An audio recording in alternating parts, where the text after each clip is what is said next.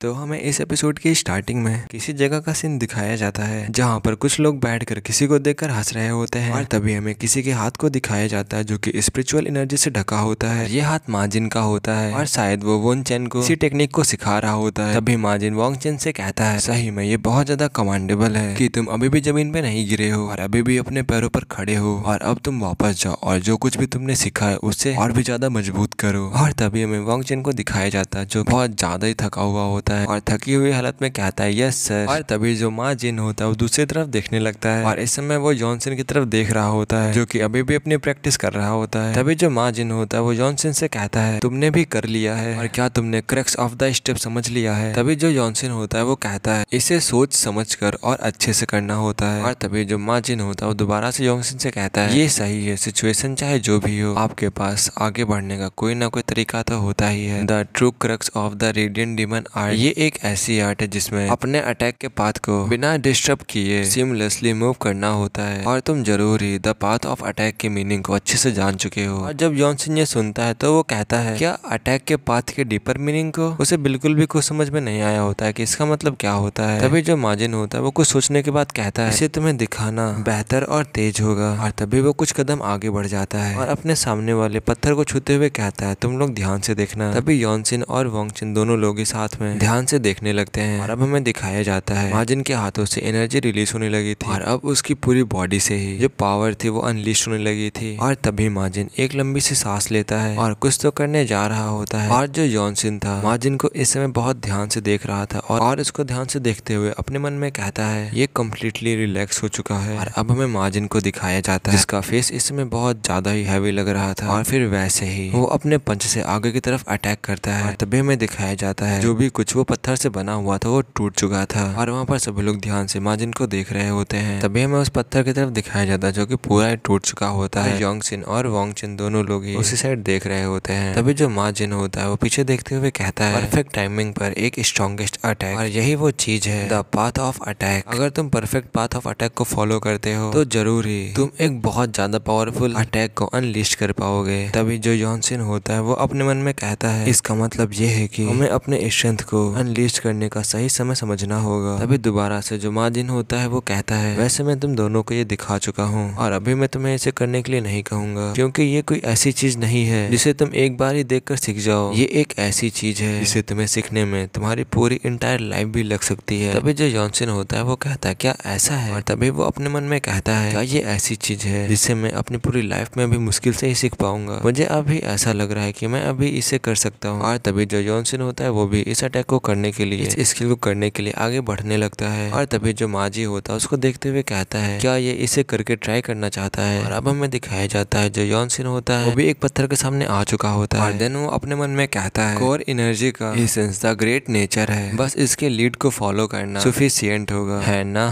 तभी जॉनसन अपनी आंखों को बंद करके अपने स्वॉर्ड को पकड़ लेता है और कहता है बॉडी स्वॉर्ड यूनिफिकेशन। फिर अपने मन में कहता है मुझे धीरे धीरे करके रिलैक्स होना पड़ेगा। और फिर वैसे ही अपनी आंखों को खोल लेता है और अब वो जस्ट उस पत्थर के सामने खड़ा हुआ था, शायद अब उस पर अटैक करने जा रहा था। और फिर वैसे ही वो उस पत्थर को स्कैन करने लगता है, उससे शायद पत्थर पर अटैक करने के लिए एक वीक पॉइंट मिल जाता है। और फिर वैसे ही जॉनसन उस पर अटैक करने के लिए आगे बढ़ता है और अपने स्वॉर्ड को उसकी तरफ आगे बढ़ाता है, देन उसी पॉइंट पर हिट कर देता है। और अब हमें दिखाया जाता है उस जगह पर हल्का सा क्रैक आ चुका होता है, देन वो पत्थर पूरी तरीके से टूट जाता है। और अब जॉनसन हल्की से स्माइल करते हुए अपने मन में कहता है मैं द पाथ ऑफ अटैक के डीपर मीनिंग को समझ गया हूँ, मैंने सारी रेडियंट डीमन आर्ट सीख ली है और अब बस मुझे ट्रेनिंग जारी रखने की जरूरत है ताकि मैं इसको रियल फाइट में यूज कर सकूं। और फिर ये सोचकर पीछे मुड़ जाता है और इस समय सभी लोग जॉनसन को हैरान लुक से देख रहे होते हैं। तभी उनको देखते हुए जॉनसन कहता है ओह मैंने अपना एक अनसाइटली साइड दिखाया क्योंकि ये मेरी पहली बार की कोशिश थी और इससे पहले कि मैं इसका अच्छे से इस्तेमाल कर सकूं मुझे अभी भी कई रियल फाइट्स का एक्सपीरियंस करने की जरूरत है। और अगर मैं उस टाइम पर रेडियंट डीमन आर्ट स्किल का यूज करना चाहूँ जहाँ मेरी लाइफ और डेथ दांव पर लगी हो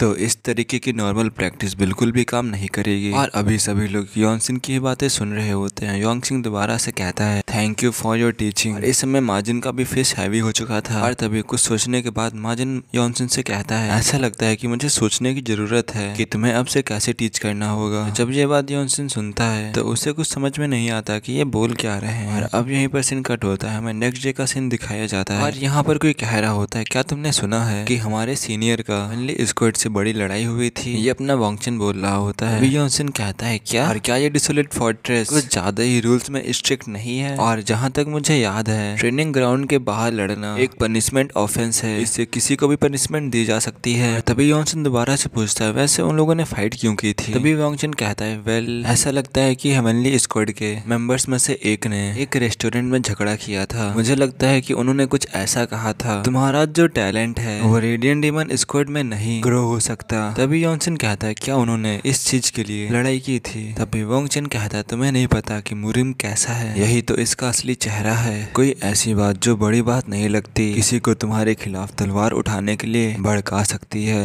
और जो सड़कें होती हैं वो तलवार को रोकने और उस प्लेस में जीतने के प्रोसेस को ग्रेट वैल्यू देते हैं। और क्या ये वास्तव में बेटर नहीं है? जरा सोचो, डिसोलेट फोर्ट्रेस के सीनियर एक नौसिखियों पर नाराज हो रहे हैं। अगर मैं वहाँ होता तो मुझे पता नहीं होता कि क्या करना है। योनसिन वॉन्गचिन की बात सुनने के बाद अपने मन में सोचता है, क्या वो सिर्फ इसलिए नाराज हुए क्योंकि किसी ने रेडियंट स्क्वाड का अपमान किया था? ये एक अपॉर्चुनिटी हो सकती है। अगर मुझे वर्ल्ड ट्री का फ्रूट चाहिए जिसकी पूजा इस वर्ल्ड में सभी रेसेस करती हैं, तो मुझे कुछ ना कुछ तो करना होगा। और इस चीज को करने में मुझे जरूर ही दूसरे लोगों की भी जरूरत पड़ेगी। जबकि एक मार्शल आर्टिस्ट का विश्वास जीतने का सबसे अच्छा तरीका एक दूसरे के प्रति अपना जीवन समर्पित करने का सबसे अच्छा तरीका है। और सबसे पहले टीम्स के मेंबर पर अच्छा इंप्रेशन डालना ये कोई बुरा विचार नहीं है। ये सब कुछ सोचने के बाद जो जॉनसन होता है वो खड़ा हो जाता है और वॉन्गचिन से कहता है, कुछ सोचने के बाद मुझे लगता है जो तुमने कहा है वो सही है। ये सोचना कि सीनियर्स जो मेरी वजह से लड़ रहे हैं, मैं इसे ऐसे जाने नहीं दे सकता, मैं उनसे मिलने जाऊंगा। और ये कह करके वहां से जाने लगता है। और वॉन्गचिन भी कहता है, हाँ सही है, मैं जानता था कि तुम एक साहसी इंसान हो जो मार्शल आर्टिस्ट के नियमों को जानते हैं। तभी जो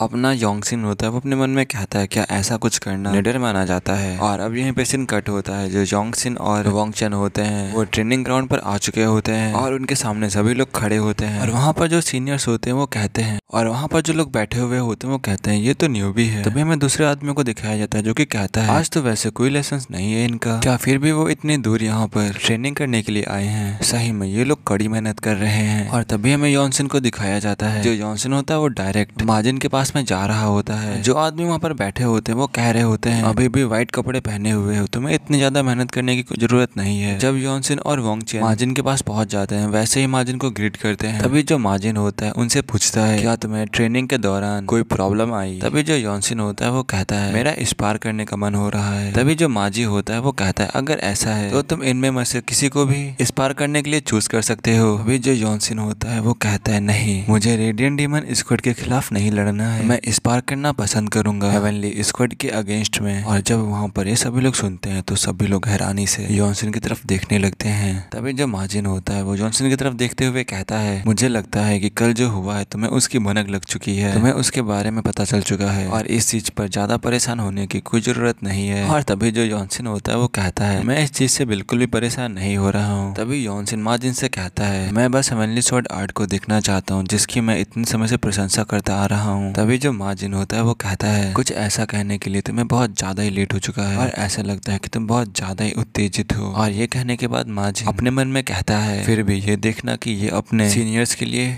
परेशान हो रहा है ये भी इतना बुरा नहीं है। तभी दोबारा से योंगसिन ग्रीट करते हुए और चिल्लाते हुए कहता है, मैं बस उनसे स्पार करना चाहता हूँ और दिखाना चाहता हूँ कि जो रेडियंट डीमन आर्ट है वो एक ग्रेट मार्शल आर्ट है। कैप्टन प्लीज मुझे ये करने की इजाजत दीजिए। और तभी अपने मन में कहता है, मैं रेडियंट डीमन स्वॉर्ड आर्ट के साथ फाइट का एक्सपीरियंस गेन करने के लिए और एडवांस मार्शल आर्ट को ऑब्जर्व करने के लिए और अपने सीनियर्स पर एक अच्छा इंप्रेशन छोड़ूंगा और मैं एक ही पत्थर से 3 पक्षियों को मार रहा हूँ। तभी जो माजिन होता है वो कहता है, तुमने हेवनली स्क्वाड के जैसे मार्शल आर्ट नहीं सीखी है और तुमने ना ही तो पहले कभी उनसे फाइट की है। हालांकि ये एक स्पार हो सकता है लेकिन उनके पास कोई रीजन नहीं होगा कि वो तुम पर नरमी बरते। और वैसे ही योंगसिन, और तभी योंगसिन सीरियस में कहता है, यही तो वो चीज है जिसे मैं भी चाह रहा हूँ, मैं भी यही होप कर रहा हूँ कि ऐसा ही हो। और वहाँ पर योंगसिन की ये बात सुनकर सभी लोग हैरान हो जाते हैं और सभी लोग शॉक्ड में हैरानी में योंगसिन को ही देखने लगते हैं। और तभी वहाँ पर सभी लोग कहते हैं, ये तुम्हारे स्पिरिट डिसोलेट फोर्ट्रेस के लिए एकदम उचित है, मैं जरूर ये देखना चाहूंगा कि तुम बड़े होने के बाद कैसे होगे, और अगर तुम किसी भी तरह इस फाइट में जिंदा बच जाते हो तो तुम रेडियंट डीमन स्क्वाड के अगले कैप्टन बन सकते हो। बट तभी जो मार्जिन होता है वो कहता है ऑल राइट, ये मैसेज मैं हेवनली स्क्वाड को पास कर दूंगा। और जब योनसन ये सुनता है तो वैसे ही वो अपनी मुट्ठी को बंद कर लेता है, और उसको देखने से अभी ऐसा लग रहा था कि मानो कि वो भी यही चाह रहा हो और सब कुछ उसके अकॉर्डिंग ही चल रहा हो। और ये वाला एपिसोड यहीं पे खत्म होता है। और मुझे पता है कि इसके एपिसोड बहुत कम आते हैं, हफ्ते में एक ही चैप्टर रिलीज होता है, बट जितना मानवा अच्छा होता है उतना उसको बनने में टाइम भी लगता है। और जो I am the heavenly demon है उसके भी बस चैप्टर रिलीज होने ही वाले होंगे, 1-2 दिन में हो जाएंगे। तो जैसे उसके भी चैप्टर रिलीज हो जाएंगे मैं वैसे ही उसकी भी वीडियो बना के अपलोड कर दूंगा।